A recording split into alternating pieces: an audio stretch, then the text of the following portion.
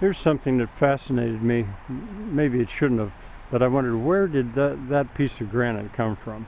It was cut like that, a long one like that, and a long one like that. And who drilled those holes through it? Now I see that it was cloven. This kind of granite, you know, they drilled holes, put wedges in, and split it. So this kind of granite splits and there it was split on the bottom up this way, so it splits on a 90. That wasn't sawed, it wasn't chiseled, and interestingly stapled together. I was going to do an entire photo essay of the granite here. I eventually figured out where it came from. It came from Concord, and in other pictures, probably pictures not videos that I have, I'll show you where the quarry is. Swenson Granite Quarry, or else the prisoners at the penitentiary. They run a quarry as well. But the granite alone in this town, to me, would be the subject for a book. You see down here they didn't drill and split it. This must have been where the rock naturally broke off. It's one of those things I need to study. And I'm not going to attempt to do the photo essay. Now I'll leave that for somebody else to do.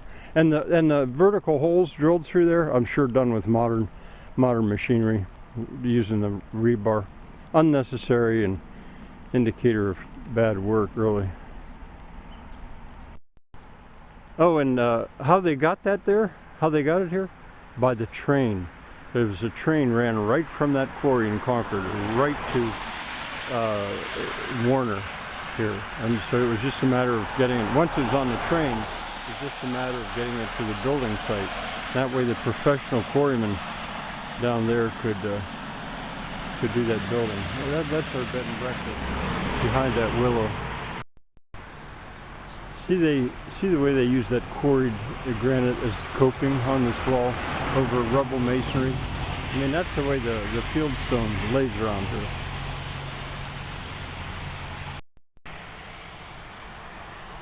And you see, it was so readily available that they used them as stone steps, too. They're cheaper than a piece of timber, probably.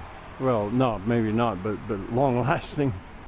Subject a little bit, that telephone museum there, we didn't go in there, but I film it now because it's typical. Well, it's not quite really typical, but you see there's a house, there's a connecting building, and the barn. They're all under one roof. That's standard fare in much of New England.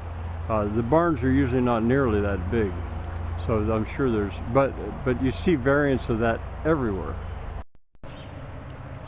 This is such a strange looking building. Pillsbury Free Library. I'm sure there's anything like it in the world. I mean, you can see a lot about it that's strange anyway, but I'm going to get down across the street and show you at least one thing you maybe would not notice, and that is that the brick walls are sloped inward off the foundation purposely. Now, of all the stonework that I've seen here, that to me is the most interesting of all, because to be honest, in the United States I've never seen, actually I'd almost say in the world, I've never seen anything that is quite so similar to, of all things, the Inca stonework in the way it's fitted together. Now, of course, they were using steel chisels and hammers, unlike the Incas using their pounding stones. But look at the way they fitted all those rocks. It's almost like a joke to say, yeah, we know how the Incas did that. We can do it too, just we don't know how they moved such big ones. I don't know. I'll get another shot of that down below.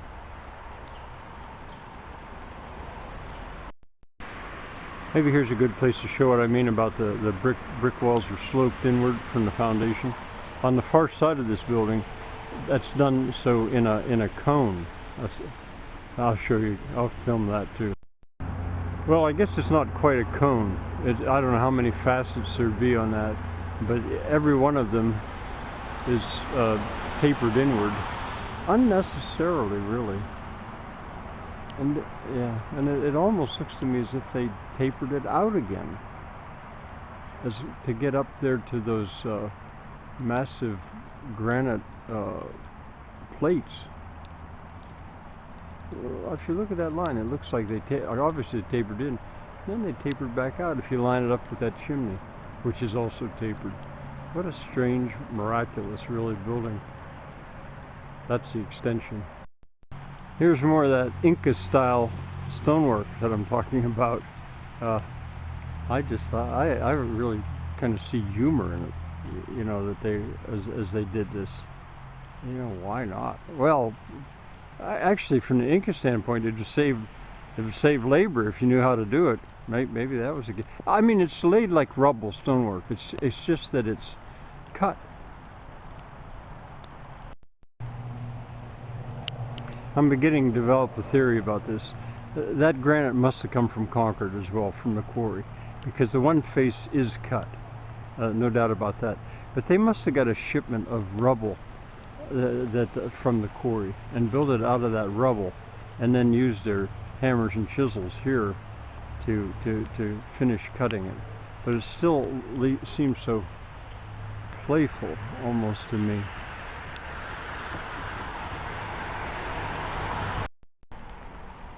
Here's a last look at it, because I'm going to walk away now. It's above this pavilion. Those terraces are for people to sit as they watch a performance in that framed clamshell for performing. I mean, there's a lot of stuff that's so interesting about this town.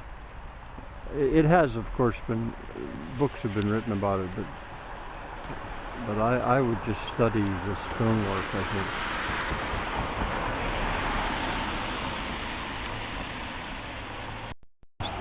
For the record, my father sold chemicals at dry cleaning plants, and so if there probably was a dry cleaning plant here back at that time. And my mom had once said she wished that we had settled in the Warner. This helps explain why.